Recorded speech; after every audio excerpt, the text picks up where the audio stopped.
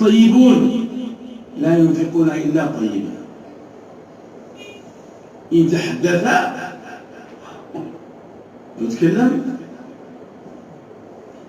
تستلذ كلامه، تستمتع بكلامه،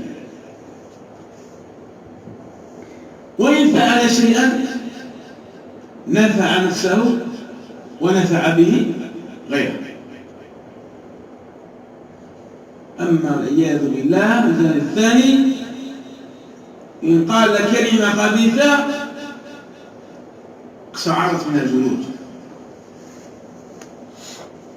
وإن فعل فعلا سيئا أساء إلى نفسه وإلى غيره.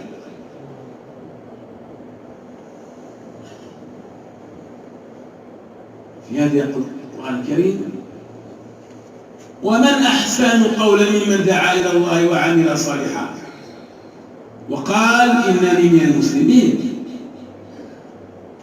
ولا تستوي الحسنة ولا السيئة. إذن ادفع بالتي هي أحسن. هذا الأقل، هذه التربية، هذا المطلوب منا، هذا هو الإنسان الحقيقي. هؤلاء هم الكمل الذين يقفون عند حدود الله. من أحسن قولا، من القرآن يتحدث، مش جريدة ولا شاعر ولا القرآن، ربنا يتكلم.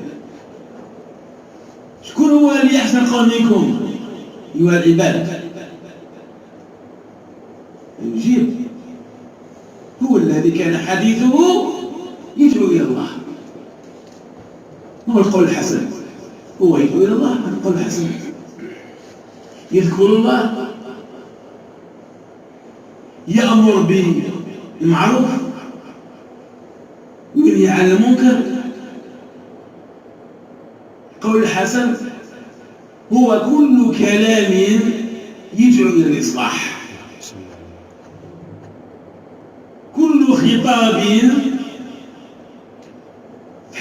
ما يدعو يجمع بين الناس، أن يجمع الشتات، أن ينقلك مما يدعو بك إلى أسفل سافلين إلى أعلى عليين.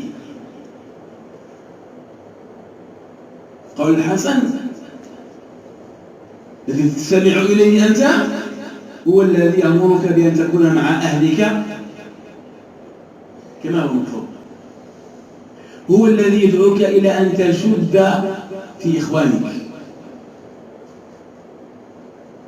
هو الذي يدعوك إلى أن تعفو عمن ظلمك. هذا القول الحسن، لا الذي يقول لك ادي حقك، سبك سب ورد باب، هذا هو القول الحسن. هذا يدعو للجنة. القول الحسن يقول لك خلي حقك وحاول تصلح من أخيك.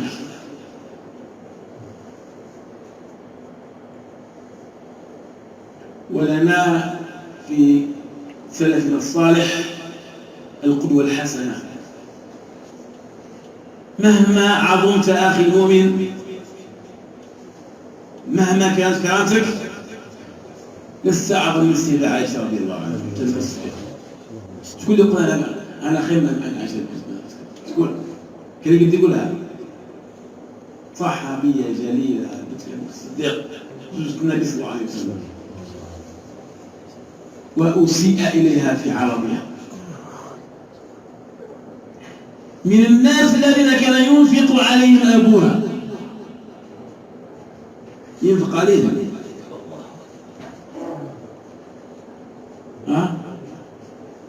ومن بعد يسيئون إلى ذاته بماذا؟ سارقة؟ لا، ولا سارقة. وش قال؟ وصفوها بأشنع الصفات، زانية، ويقطع عنهم انفاقهم رضي الله عنه. يقول لها سلطان لا، هذه ما يرضي الله عنها،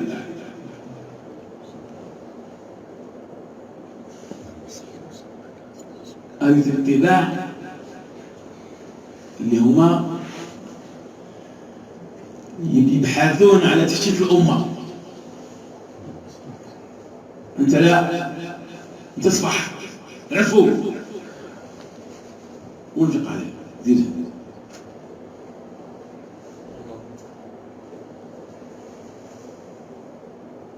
هذا الرسول صلى الله عليه وسلم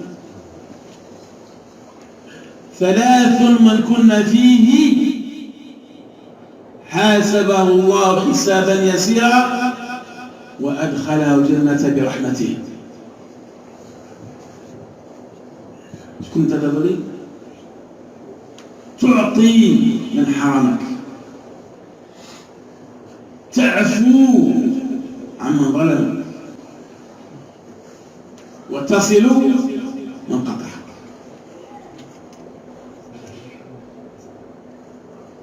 إذا حبيت غدا وهو قريب تلقى ربك وهو راض عنك فيحاسبك حسابا يسيرا فيه العفو فيه الصفح. عليك بهذه ثلاث: أولاها تعطي من حرمك، يدك تطلقها على جميع خلقك حتى على من حرمك، حتى على الذي رأيت فيه يوم من الأيام أنه حرمك من إعانته، حرمك من أي شيء كان، ما وفق ربي. أنت لا تعانوا، ادفع بالتي هي أحسن. ثم تعفو عن من ظلمك، وأنه في أمس الحاجة إلى هذه الثلاثة: العفو عن الظالمين. وهذه صفات لا يمكن التحلي بها إلا لأصحابها، إلا الذين بلغوا من الإيمان ما بلغوا.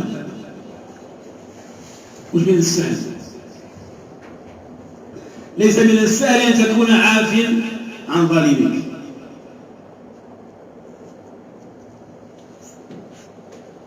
ليس الشديد بالسرعة، إنما الشديد الذي يملك نفسه عند الغضب.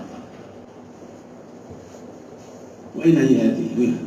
في من نجدها؟ قليل أصحاب هذا الطبع. هذا الحكيم يقول: سألزم نفسي الصفحة عن كل مذنب وإن عظمت منه علي جرائم.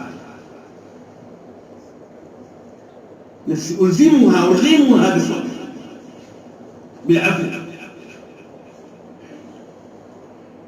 فما الناس إلا واحد من ثلاثة.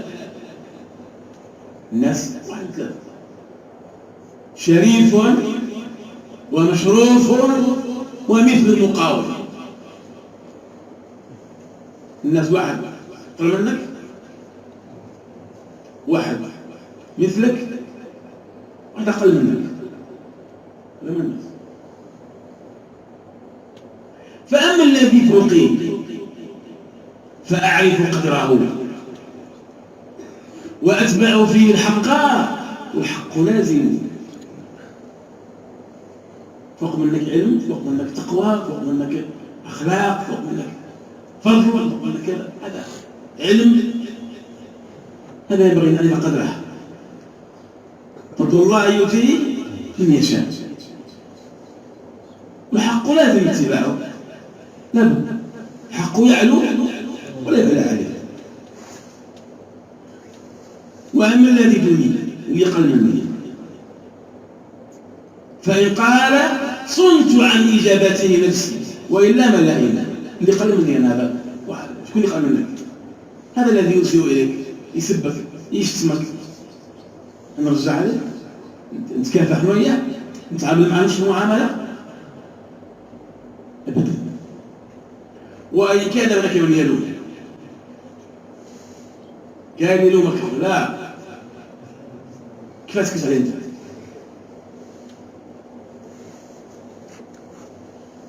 الآن في هذه اللحظة هذه لملامة الغير. إيمانك واللي يحضر لك واللي يجاوبك.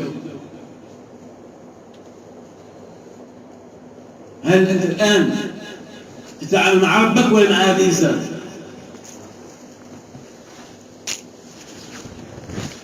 خليه يكسب.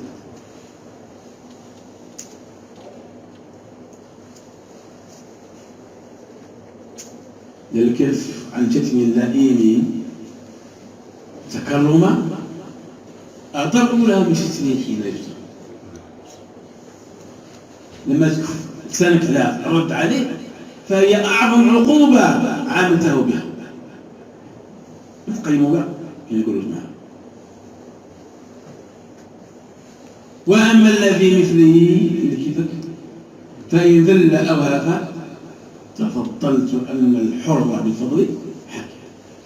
هذا لما تناقش ولما ترجع عليه يفهمك شو هو.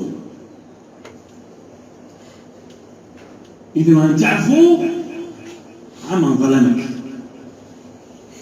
والكاظمين الغيظ والعافين عن الناس والله يحب المحسنين. هذا الرجل العابد القانت الصالح الذي جاءت جاريته بالطعام ومن بعد المرقى فعثرت فكفحت المرقى ونظر إليها نظرة واضح فيها أنه لم يعجبه ما وقع. فقالت له أنزع صوابك قرأ قرآنك. قالت الكاظمين غيظ. قال لها كظمت غيظي. لو واحد منا إذا رأيته إياه كاظمين غيظ تقدر تقرأ تعلمين القرآن يولي يكفر يعني راح يجوا الآية كلام يقال ذذ العرش من علمك العرش يتزل كلام ناخذ الفرنا العرش على الرحمن يهتز الكلمة هذه.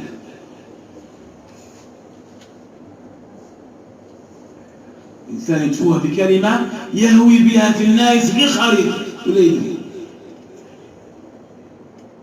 قال هو كظمت غيظي.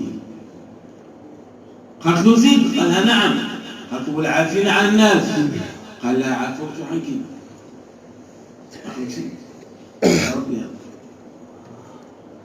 قالت له زيد. قال لها ماذا؟ قالت له الله يحب المحسنين. قال لك حرام بسبيله.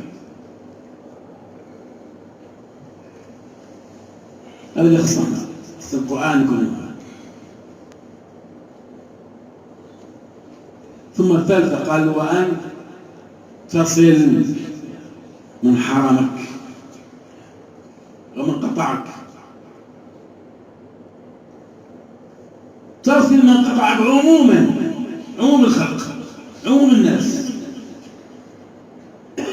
فلا علاقة لك به إلى الإسلام للأخوة الدين.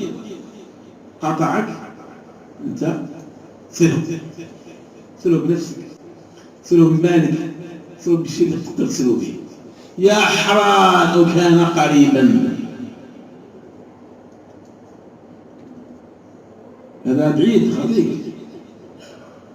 إيمانك وصله زوره نحن مقاطعة اهدي له تهادوا تحابوا قال صلى الله عليه وسلم. فإن كان قريبا فهذا أوكد وأوكد وأوكد وأوكد. لا تنزل رحمة الله بقوم وفيهم قاطع رحم. رحمة ربي يمنحها قاطع رحم من القوم. اليوم أصلوا من وصلك وأقطعوا وقطعك.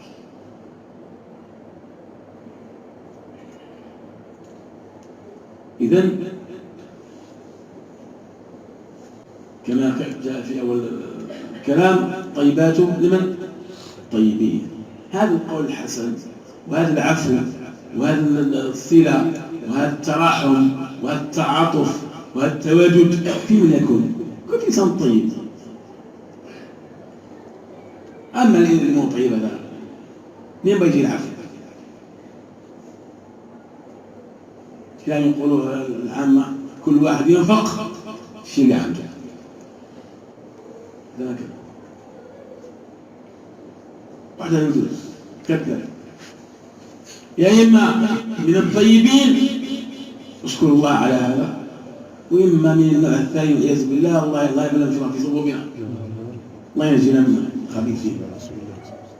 أسأل الله أن ينفعنا بما سمعنا وأن يوفقنا لما يجعلنا من خيار الطيبين يا أرحم الراحمين يا رب العالمين، يا أرحم الراحمين يا رب العالمين. والسلام على سيدنا محمد، لله رب العالمين.